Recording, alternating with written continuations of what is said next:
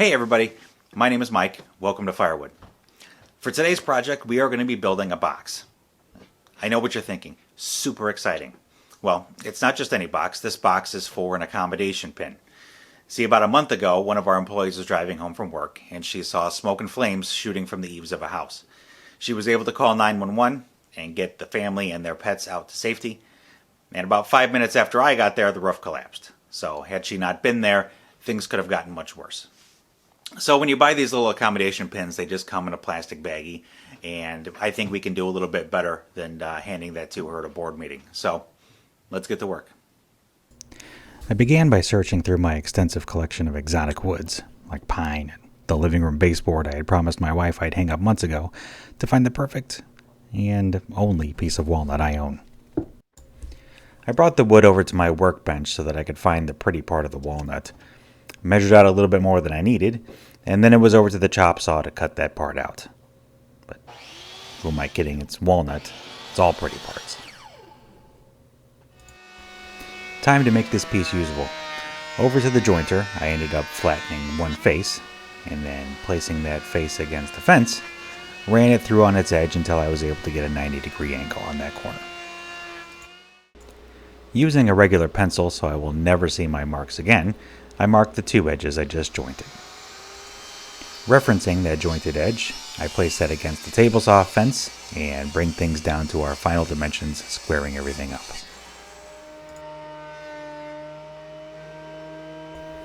A few passes through the thickness planer should let this walnut know I'm not someone it should mess with, but just in case I slap it around a little bit, just to let it know who's boss.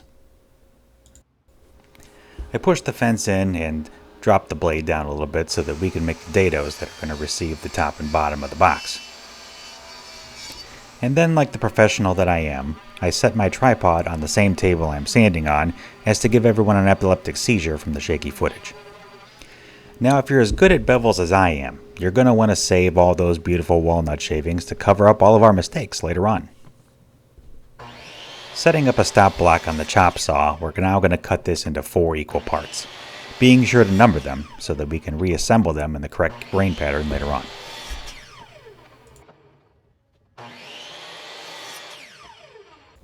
Using my digital gauge, I tipped the blade to 45 degrees to prepare for all the bevels. The important step here is to speed the film up and make lots of selective cuts so you can't tell just how bad I'm screwing this up.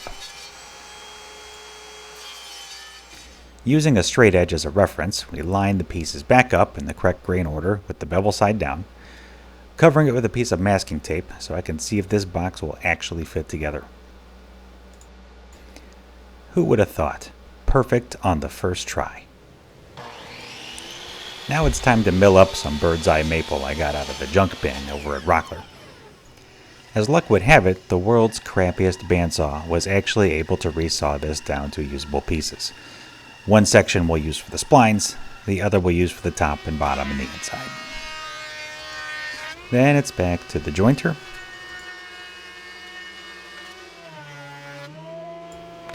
the planer,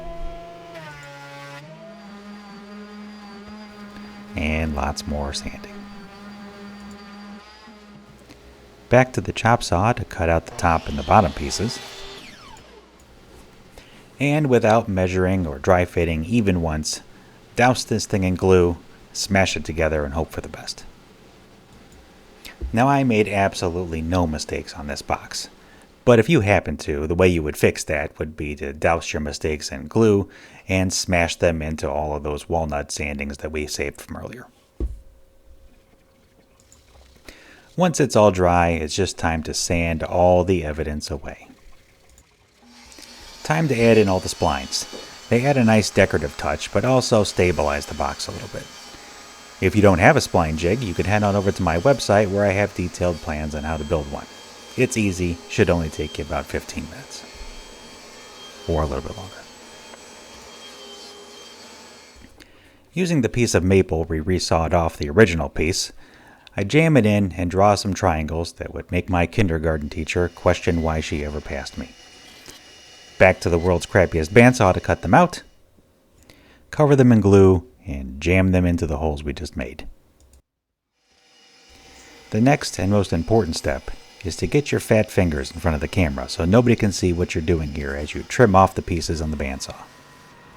Then over to the belt sander to flush everything up. It's time to remove the top of the box. The first two cuts need to cut all the way through the sides of the box, flipping it 180 degrees and cutting the other side.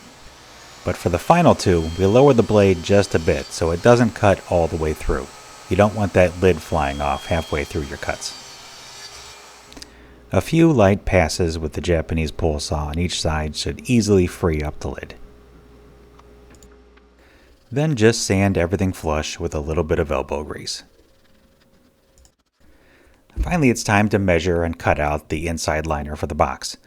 This is going to create a friction fit with the lid that will allow us to avoid having to screw hinges in.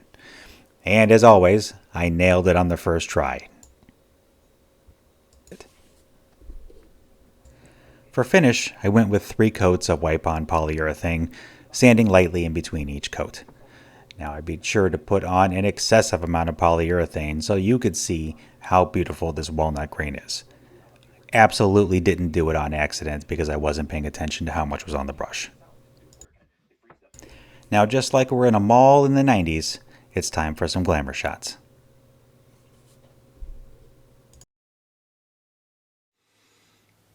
Well, that's about it. I think it came out great, and so did she. If you'd like to build this project, I have detailed plans listed on my website below. If you're new here, feel free to subscribe, leave a comment, let me know how I did. Until then, see you next time.